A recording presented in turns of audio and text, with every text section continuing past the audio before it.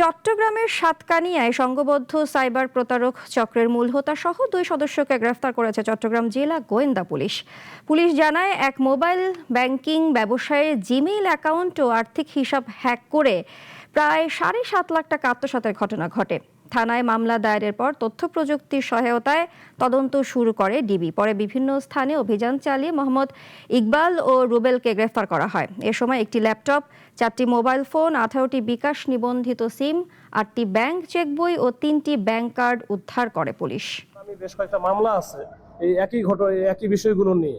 ফেনীতে আছে, নোয়াখালীতে আছে। এই মামলাগুলোর আমরা যখন একটা জিনিস জানতে পারি যে সে এই মামলারই সাক্ষী দেওয়ার জন্য ওই ফেনী বা নোয়াখালী যাবে, তখন কিন্তু আমরা একেবারে খুব ভোরের দিকে এই ঢাকা চট্টগ্রাম মহাসড়কের কয়েকটা জায়গায় চেকপোস্ট করে তাকে ধরা হয়। তাছাড়া কিন্তু তাকে পাওয়া মুশকিল।